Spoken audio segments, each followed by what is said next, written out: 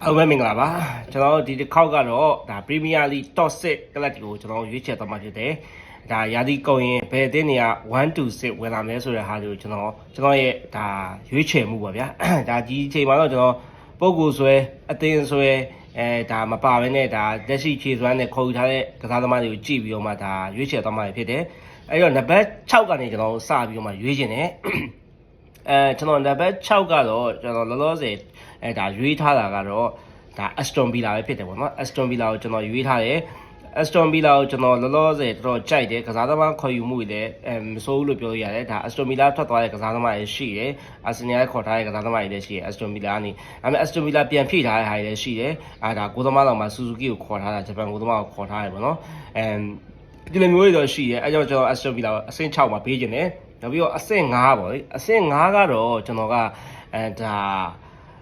Man City ကိုပေးချင်တယ်ပေါ့ဗျာဒါကတော့ Man City ကတော့ဒါပတ်ကွာရီလာမရှိတဲ့နောက်ပိုင်းမှာဒါ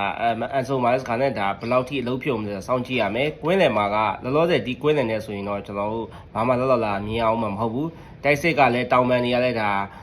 အရင်အနောက်လာကောင်းမွန်တဲ့အနေထားမှာရှိရဆိုပေမဲ့လည်းဒါကွင်းလယ်တေချာမရှိတဲ့အတွက်ကြောင့် Man City ကိုကျွန်တော်ဒီရာသီမှာတော့အဆင့်5ပေးချင်တယ်အဆင့်4ပေါ့ကျွန်တော်အဆင့်4ပါတော့ကျွန်တော်တို့နည်းနည်းပြောစရာလေးတော့ရှိတယ်အဆင့်4ကိုတော့ကျွန်တော်တို့ကဒါဒီ Champions League ဝင်ခွင့်ရတဲ့အသင်းပေါ့လေ1 to 4ထဲမှာဖြစ်တဲ့အတွက်ကြောင့်မလို့ Champions League ဝင်ခွင့်ရတဲ့အဆင့်4နေရာမှာတော့ကျွန်တော်တို့က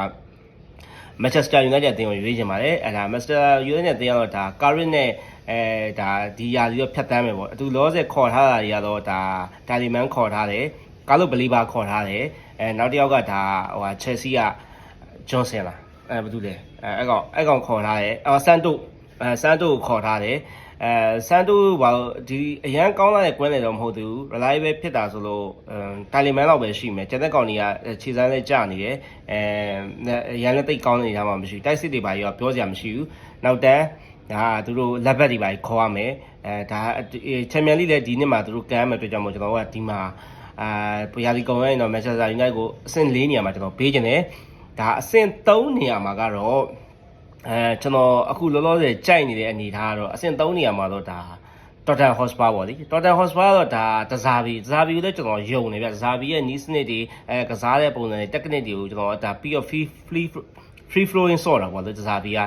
ပြီးတော့ tactic ကိုစင်ပြီးဆော့ပြီးတော့သူတို့ဖြည့်ထားတဲ့ကစားသမားတွေကအရန်ကောင်းတဲ့ကစားသမားတွေခေါ်ထားတယ်နောက်တန်းမှာဘန်ဟာကောက်ကိုခေါ်ထားတဲ့ဂိုးသမားဆိုလဲဒါသူတို့ထပ်ခေါ်အောင်မယ်ပေါ့နော်ကောင်းကန်းကိုထပ်ခေါ်အောင်မယ်ဘကာရီယိုတော့သူတို့ရောင်းလိုက်ပြီဆိုရင်သူကိုသမားကိုထပ်ခေါ်မယ်ကွင်းလယ်မှာဟာနန်ဒက်ပေါ့လေဟာနန်ဒက်ခေါ်ထားရဆိုရင်ကျွန်တော်တို့ဟိုမာရီယာဟာနန်ဒက်ခေါ်ထားခေါ်ထားဆိုရင်ဆိုဆန်တိုတိုနာလီကိုကြိုက်တယ်ဗျာဆန်တိုတိုနာလီကောင်းတယ်နောက်ပြီးတော့ဟာနန်ဒက်ကိုခေါ်ထားနောက်ပြီးတော့ကွင်းလေကတော်တော်ကြီးကောင်းကန်းအောင်သူတို့ရှိရယ်နောက်ပြီးတော့အခုဒီရာသီမှာပြန်ဇာဘီစီမွန်တို့ပါကိုလည်းပြန်ကောင်းလာမယ်နောက်ပြီးတော့ဟိုတို့ပါကိုလည်းရှိသေးတယ်နော်ကော်လာကလာဟာတို့ပါကိုလည်းရှိသေးတယ်ဒါပေမဲ့တိုက်စစ်ကနည်းနည်းလေးသူတို့ဟိုဖြစ်နေတယ်တိုက်စစ်ကတော့ဒါစပါတော့ဒါဆာဘင်ညိုတို့ပါကိုခေါ်မယ်လို့သူအခြေအနေကောင်းနေပြီပေါ့ဆာဘင်ညိုပါကိုခေါ်မယ်ဆိုရင်တော့တိုက်စစ်ကလည်းပိုကောင်းလာဖို့ရှိရယ်စပါတော့ဘယ်လိုပဲဖြစ်ဖြစ်တော်တော်ကြီးကောင်းလာတဲ့အခြေအနေနဲ့ဒါဒီဟာဒီကိုပွဲထွက်လာမယ်လို့ကျွန်တော်မြင်ရတယ်စပါရိုမဲရိုမရှိတော့ဘူးရိုမဲရိုကိုရိုမဲရိုမရှိတော့ဘူးဆိုတော့ဒါမဲ့ဟိုဘန်ဒမန်မီကီဘန်ဒမန်တော့ရှိသေးတယ်ခန်းစစ်တွေလည်းထပ်ဖြည့်ထားတဲ့အတွက်ကြောင့်မလို့ဒါဟိုဘန်ကတ်တို့ပါလို့လည်းဖြည့်ထားတဲ့အတွက်ကြောင့်စပါတော့ကျွန်တော်ဒီရာဒီမှာအဆင့်3နဲ့ရာဒီသိမ်းသွားမယ်လို့ကျွန်တော်သုံးသပ်တယ်စပါကလည်းဒါဘာပွဲမှာတစ်ပတ်တစ်ပွဲပဲကန်မှာဖြစ်တဲ့ကြောင့်မလို့လူရာဒီသိမ်းမယ်လို့ကျွန်တော်ခန့်မှန်းထားတယ်နောက်ထပ်ဒုတိယအသင်းကတော့ဒါဒုတိယဖြစ်မဲ့အသင်းကတော့Chelsea ပေါ့ဗျာ Chelsea ကိုတော့ကျွန်တော်ဒီရာသီမှာတော်တော်ကြီးကိုလာဖြစ်လာမယ်လို့ကျွန်တော်မှန်းထားတယ်ဒါအလွန်ဆိုရဲ့ပုံစံနဲ့ဒါတစ်ပတ်တစ်ပွဲပဲကမ်းမယ်အနေထားဒီ Chelsea တို့အများကြီးဖြစ်နိုင်တယ် Chelsea ရဲ့ squad ကလည်းအင်မတန်တောင့်တင်းတဲ့ squad ဖြစ်တယ်ရှေ့တန်းမှာတိုက်စစ်မှာဆိုတဲ့ဂျာအိုဘတ်တိုဒီမှာသူတို့ဝဲဘတ်တို့ပါလို့လည်းခေါ်ထားတယ်အလဲပါလဲဟန်ဒါဆန်တို့ပါလို့လည်းခေါ်ထားတယ်ဆိုပေမဲ့လည်းChelsea ရဲ့ကွင်းတွေကတကယ်တမ်းကျကောင်းတယ်ဗျအန်ဆိုဖာနတက်ထွက်သွားမယ်ဆိုရင်တော့မှကိုက်စီရိုရှိတယ်နောက်ပြီးတော့လာဗီယာရှိသေးတယ်ဟာနာဆန်လည်းရှိတယ်နောက်ပြီးတော့ Reece James တို့ပါလို့လည်းကွင်းတွေတက်ဆော့ရတဲ့အတွက်ကြောင့်မလို့Chelsea ကတော့ကောင်းမဲ့အနေထားတော့ရှိတယ်နောက်တန်းကလည်းဒါလက်ခွားကိုလည်း မယ်ဆန်လိုခါကိုလည်းဒါအားဖြည့်ထားတယ်အတွက်ကြောင့်မလို့ Chelsea ကိုကျွန်တော်သဘောကျတယ်Chelsea တစ်ခုပဲဂိုးသမားလေးကနည်းနည်းပြဿနာရှိမဲ့သဘောပါရှိတယ်ဒါပေမဲ့ဒီနေ့ရာသီဂိုးသမားရဲ့အနေအထားတော့ဘယ်လိုဖြစ်လာမလဲကျွန်တော်မသိဘူးဒါပေမဲ့ဇာဗီအလွန်ဆိုရဲ့ဒီ Chelsea ကတော့ဒီရာသီမှာအဆင့်နဲ့ပွဲ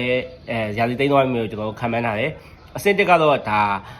defending champion Arsenal ပဲပြန်ရသွားမယ်လို့ပြောပြန်ရမယ်လို့ကျွန်တော်သုံးသပ်ချင်တယ်ဘာလို့လဲဆိုတော့ Arsenal ရဲ့လူဖြည့်နေတဲ့အနေအထား Arsenal အခုခေါ်ထားတဲ့လူတွေကိုကြည့်တဲ့အနေအထားရရော Arsenal squad ရဲ့အရာကိုတော်တော်ကြီးကိုတောင်းတင်ဖြစ်နေပြီအဲကြောင့် Arsenal ကိုဒါဒီရာသီမှာလည်းအဆင့်1နဲ့ပဲပွဲသိမ်းပြီးတော့မှဒါ Arsenal ပဲဖလားရသွားမယ်လို့ကျွန်တော်သုံးသပ်တယ် Arsenal မှာခေါ်ထားတဲ့ကစားသမားတွေဆိုရင်နောက်တန်းအခုခွန်ဆာကိုခေါ်လိုက်ပြီးဒါအလယ်တန်းမှာဆိုရင်လည်းဘရူနိုကိုမာရက်ခေါ်ထားတယ်ဒါတိုက်စစ်မှာလည်းခရစ်စတိုဇိုလစ်ကိုခေါ်ထားတယ်ဒါပေမဲ့သူထပ်ခေါ်မဲ့ကစားသမားတွေလည်းရှိသေးတယ်ဟင်ကပီကိုသူအပြီးခေါ်ထားတယ်အီလမီလီယာကိုလည်းဂိုးသမားကိုလည်းတတိယဂိုးသမားကိုလည်းခေါ်ထားတယ်အဲ့တော့ဒီဘလိုပဲဖြစ်ဖြစ်အာဆင်နယ်ကတော့စကွက်တက်အရာကိုအရန်ကောင်းနေတယ်ဒါအရန်မှာ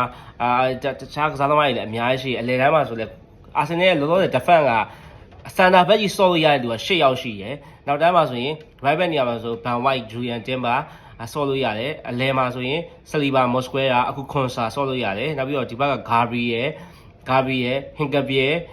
ကလာဖီယိုကြီးဆော့လို့ရတယ်ကလာဖီယိုဒီဘက်လောက်ဘက်မှာဆိုလက်ဝင်းမှာလို့ဆိုလဲလက်ဘက်မှာဆိုလဲဒါဟိုဟာလူးစကယ်လီတဲ့အတွက်အဆင်းဆော့လို့ရတယ်အလဲမှာဆိုစကယ်လီရှိရယ်ဘရူနိုရှိရယ်ရိုက်ရှိရယ်ဇူပါမန်တီရှိရယ်မရီနိုရှိရယ်အီဇီရှိရယ်အိုရီကက်ရှိရယ်ဆိုကြောက်စရာလူအင်အားပေါ့ squad တဲ့အရာကြောက်စရာလူအင်အား right wing မှာဆိုလဲဒါ